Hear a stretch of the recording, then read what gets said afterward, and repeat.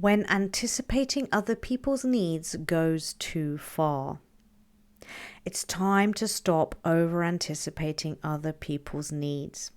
I feel like I'm talking mostly to the women out there, but whatever your gender, if you're one of those very giving, helping, serving, caring people, then I bet you might be taking it too far and at a detriment to yourself. You may not even realize it. Here's what it looks like to over-anticipate people's needs. Imagine you ask a fully grown adult if they want lunch. They say no, they're not hungry. They say they won't eat until dinner. So off you go to make lunch for yourself. And then you ask them one more time just to make sure. You worry that they'll see you eating and wish they had some, so you make extra just in case. You assume they'll get hungry before dinner, so you make extra just in case that happens. You might think this is harmless and thoughtful, but it's not. It's overkill. It's ignoring their autonomy. They said no. It's thinking you know them better than they know themselves. They said no. It's creating a problem that doesn't exist, which now requires your mental, emotional, and physical energy to solve it. They said no. Here's another example. Your colleague is doing a project and they said they're fine managing it alone. You worry they might not have the capability and capacity to do that. So you start scoping out sections of the project, finding resources for them and staying late in the office to email it all over. You might think this is helpful and you've saved them some work and time, but it's not. It's overkill. It's undermining them. They said they're fine. It's ignoring their competency. They said they're fine. It's taking control of their project. They said they're fine. It's adding a whole new load of mental and physical work to your own plate. They said they're fine. And if you're still thinking, no, that's just me being a super colleague, that's me being thoughtful and kind, the truth is this. You think it's thoughtful and kind because that's how you were trained or raised to think, not because it is. A fully grown adult took on that project. They told you they were fine and they will ask for help if they need it. It's not for you to take over and assume responsibility for the work. Similarly, a fully grown adult told you they weren't hungry. If they were, they would say so. It's not for you to assume otherwise and prepare more food just in case. Is this triggering you? If this makes you feel uncomfortable, if you're feeling resistance to what I'm saying, it's simply because you've never experienced it. It's new to you. You've grown up being taught that it's your job to anticipate other people's needs. Therefore, the idea that someone can be totally responsible for themselves and it's got nothing to do with you causes quite the brain freeze. Especially if that person is someone close, like your spouse, parent, or a grown-up child. You've grown up trying to get other people's affection, love, and approval by over-anticipating and meeting all their needs.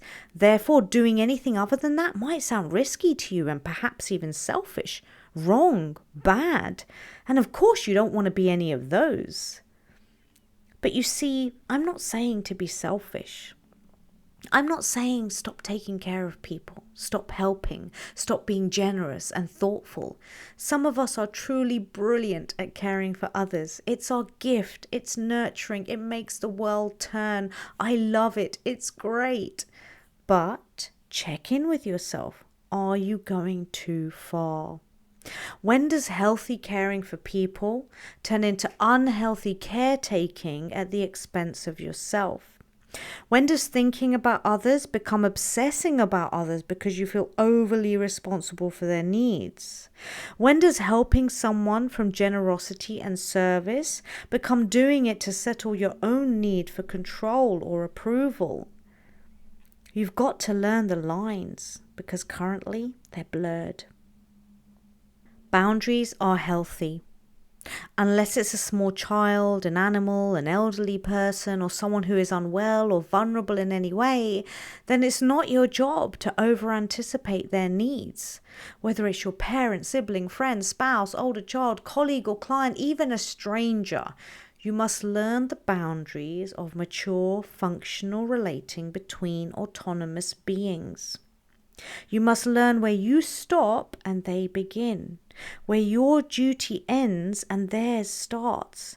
This is healthy and it will improve your life. I once ruined hours of a beautiful spa day because I got fixated on how there weren't enough lounge chairs for complete strangers, and I felt bad that my lounge chair wasn't in constant use. I was scanning the room, noticing people's discomfort, and somehow feeling responsible for it. I couldn't even fully relax into the bubbly goodness of the jacuzzi because someone else might be wanting to use it too, and that made me uncomfortable. This is mental. Let's be honest. This isn't healthy at all, but it's true. Do you see? Over anticipating other people's needs isn't cool. It's not kind. It's simply debilitating. Here's how we're going to stop doing it. Number one, we always start with self-awareness. Reflect on you. Look backwards at a scenario or a person where you think you have this problem and write down specific examples where it happens and what you do. Bring it all up so you can see it. That's half the battle, becoming aware. Next, you want to start noticing it in real time and stopping. For example, when someone says, "No, I'm not hungry," you take that as the full answer. You don't probe further or start thinking, "I'll make something just in case."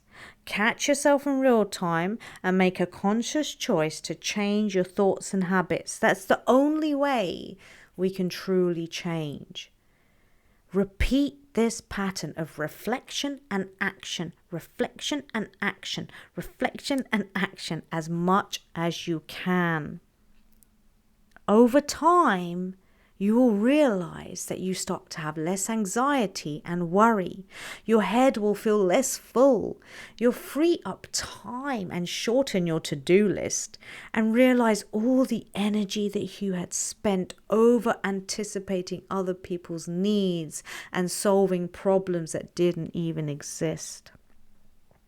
You can now use that time, energy, and mental space to do something more fruitful, such as rest and regenerate yourself, look after your health, and take on your hobbies, projects, desires, and more. Your life will become more enjoyable, simple, and fulfilling when you stop over anticipating other people's needs. And you deserve a life that feels like that. So I hope you take this opportunity to create it. If this blog has resonated, you might like to read another one I have called "When I Realized I Was Codependent AF," as over-anticipating people's needs is a sign of codependency. The audio for that blog is also on my YouTube. And also on my YouTube is a codependency visualization that may also help you. So I will also pop the links for those here or below, and I hope that they help you on your journey.